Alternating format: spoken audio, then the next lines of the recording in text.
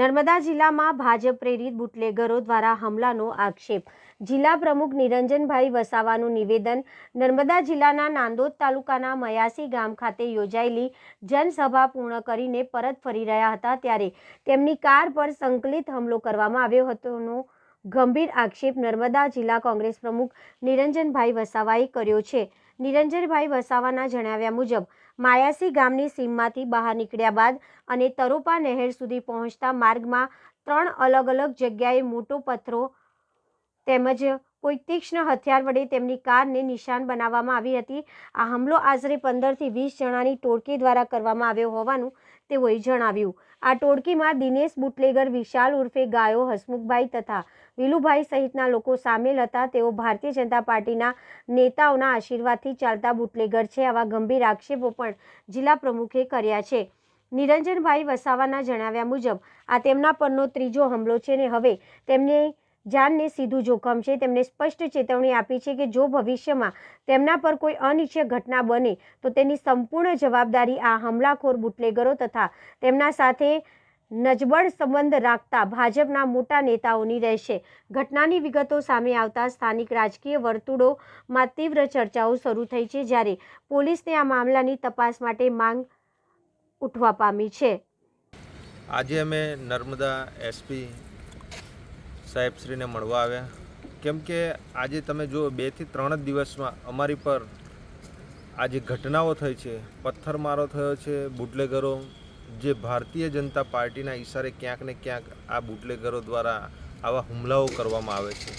આજે 2-3 દિવસ પહેલાં પણ અમારી પર સંતોષ ચોકડી પર ખુલ્લેઆમ બુટલેગર દ્વારા દાદાગીરી કરી અને જાનથી મારી નાખવાની ધમકી આપી હતી। હજુ તો તે મુદ્દો સળગતો જ હતો અને તરત જ ગઈકાલે અમારી જે સભા હતી એ સભાનો કાર્યક્રમ અમે પતાવી અને અમે બીજા કાર્યક્રમમાં જઈ રહ્યા હતા તો મયાસી ગામ જે ચિત્રોલ ગામમાં આવે છે ત્યાં ભાજપ પ્રેરિત જે બુટલેગરો છે એ બુટલેગરો દ્વારા અમારી પર જે મયાસી ગામથી ફક્ત 1 કિલોમીટરના અંતર પર અમારી પર પથ્થરમારો કરવામાં આવ્યો। ધીસમ હથિયારોથી અમારી ગાડી પર મારવામાં આવ્યા અને ત્યારબાદ અમે જેવા 200-300 મીટર આગળ જઈએ છીએ ત્યાં બીજો હુમલો થાય છે અને પાછા 200-500 મીટર જઈએ છીએ ત્યાં ત્રીજો હુમલો થાય છે। એટલે 25 થી 30 લોકો એ ક્યાંક ને ક્યાંક આ ભારતીય જનતા પાર્ટીના ઈશારે આ બુટલેગરો આટલી બધી એમની દાદાગીરી વધી ગઈ છે। આજે અમે એક નર્મદા જિલ્લાના એક રાષ્ટ્રીય પાર્ટીના પ્રમુખ છે જિલ્લાના, જો અમારી પર જ જો આટલા ગંભીર અને આવા હુમલાઓ થતા હોય તો આમ જનતાનું તો શું। એટલે આજે જે નર્મદા જિલ્લાના જે વડા છે એમને અમે મળવા આવ્યા કે જો આજે અમારી જ જો સુરક્ષા અને અમારી જ જો સલામતી ના હોય તો આજે આમ જનતાનું તો શું। અમને ક્યાંક ને ક્યાંક અહીંયા ગાડી લાગી રહ્યા છે। આજે સોશિયલ મીડિયા દ્વારા છેલ્લા અઠવાડિયા 10 દિવસથી જે આ ભાજપના જે નેતાઓ છે જે નર્મદા જિલ્લાના એ સાંસદો, જિલ્લાના પ્રમુખ હોય એ સાંસદો પર આક્ષેપ પ્રતિ આક્ષેપનો જે દોર ચાલી રહ્યો છે અને એની સાથે સાથે સમગ્ર ગુજરાતમાં આ નર્મદા હોય કે પછી આખા ગુજરાતમાં જે બુટલેગરો હોય, ડ્રગ્સ માફિયા હોય, આંકડા જુગારના હોય એની પર જે રેડ પાડવામાં આવી રહી છે પોલીસ દ્વારા અને આક્ષેપ પ્રતિ આક્ષેપ જે મૂકવામાં આવી રહ્યા છે એના કારણે જે ભારતીય જનતા પાર્ટીના ઈશારે આ બુટલેગરો ખુલે આમ આટલા બધા એ લોકો ફાટી નીકળ્યા છે કે હવે એ લોકો ખુલ્લામાં આવીને પણ આટલી લુખ્ખી દાદાગીરી કરે છે, આવી રીતે મારપીટો કરે છે, આવા હુમલાઓ કરે છે, જાન લેવા હુમલાઓ કરે છે। એટલે આ બિલકુલ ચલવી નહીં લેવાય। નર્મદા એસપી સાહેબશ્રીને મળીને અમે વાતચીત કરી છે કે સાહેબ આમની પર કડકમાં કડક શિક્ષાત્મક એવા પગલાં લો, એવો દાખલો બેસાડો કે જેથી કરીને આવનારા દિવસોમાં ભારતીય જનતા પાર્ટીના બુટલેગરો હોય કે એમના નેતાના કે પછી એમણે મોકલેલા જે બુટલેગરો હોય એ બુટલેગરો જે આવા કૃત્યો કરે છે આવનારા દિવસોમાં અમારી પર અથવા તો કોઈ પણ સામાન્ય વ્યક્તિ પર ના કરે અને એમની પર કડકમાં કડક એક્શન લેવામાં આવે।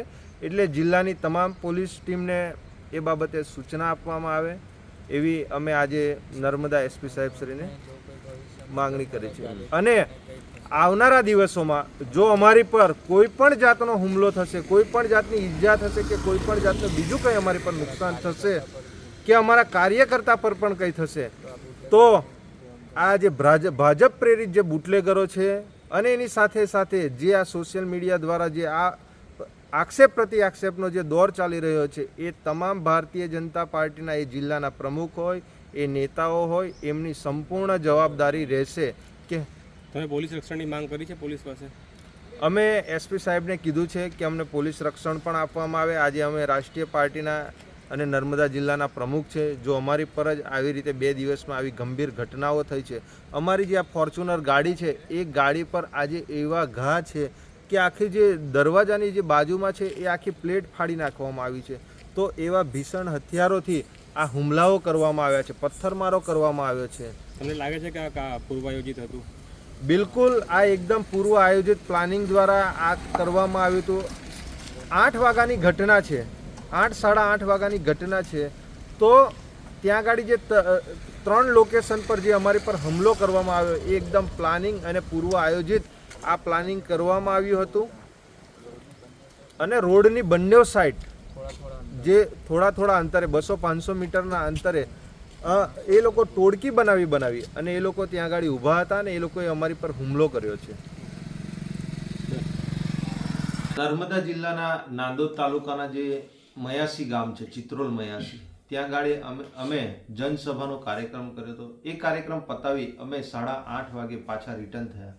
ત્યારે મયાસી ગામથી ફક્ત 1 કિલોમીટર જેવું અમે ક્રોસ કર્યું તો જે ભાજપ પ્રેરિત જે ગુંડાઓ છે, જે બુટલેગરો છે, એ બુટલેગરો દ્વારા અમારી પર ભીષણ હથિયારો અને પથ્થરમારો કરવામાં આવ્યો.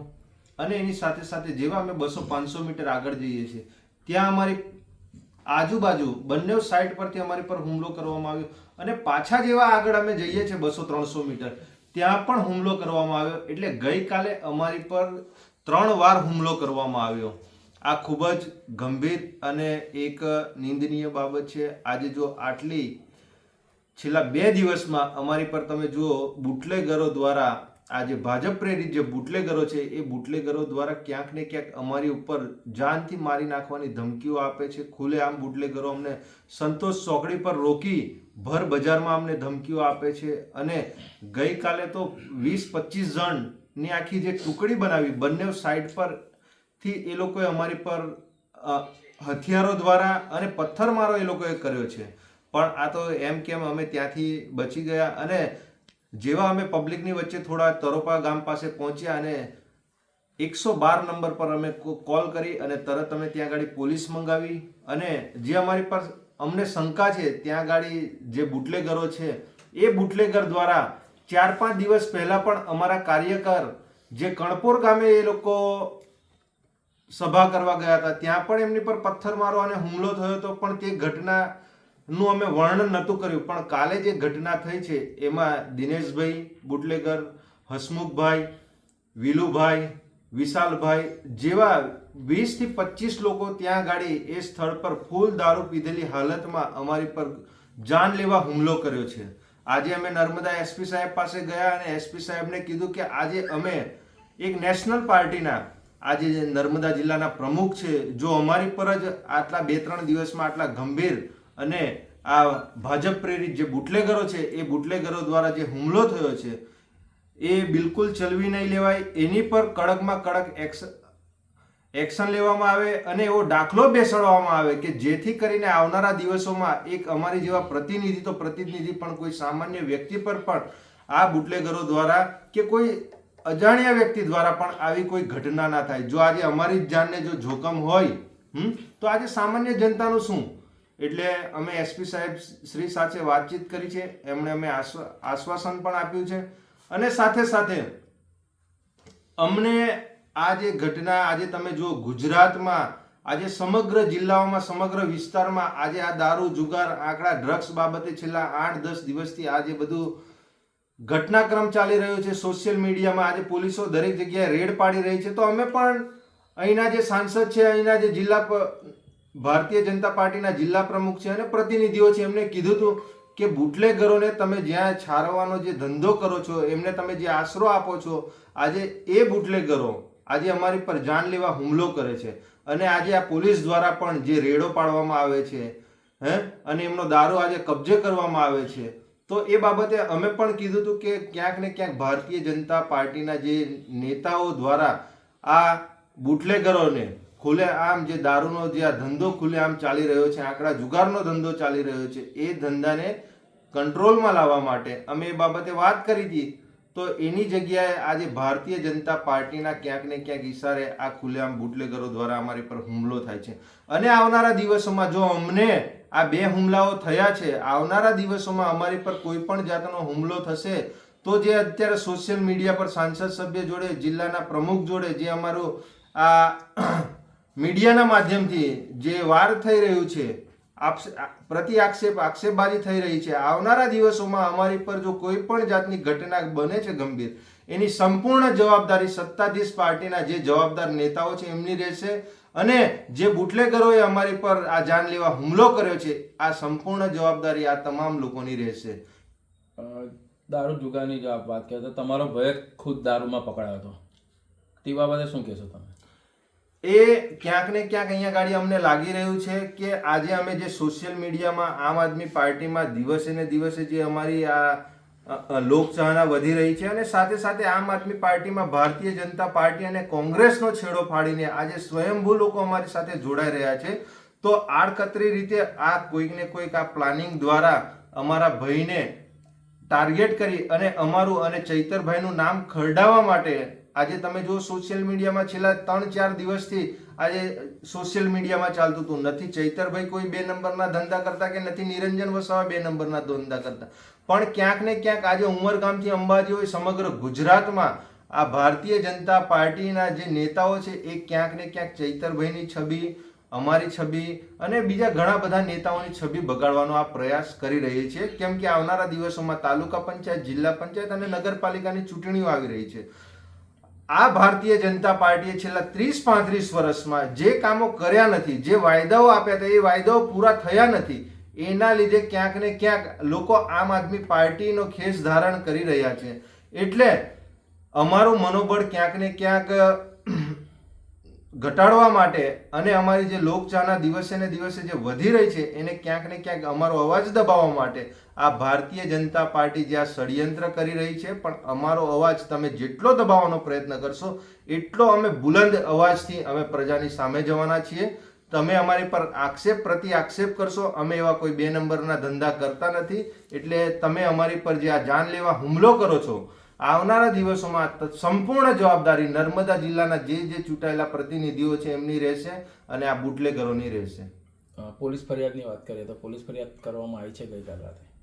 ગઈકાલે અમે 8:30 વાગે અમારી જોડે જે ઘટના થઈ, અમે 112 નંબરને કોલ કર્યો અને 112 નંબરની ગાડી તૈયારીમાં ત્યાં ગાડી આવી ગઈ. ત્યારબાદ અમે આમલેથા પોલીસ સ્ટેશને ગયા. 8:30 વાગ્યાથી લઈ અને 3-4 વાગ્યા સુધી અમારી એફઆઈઆર લેવામાં નથી આવી.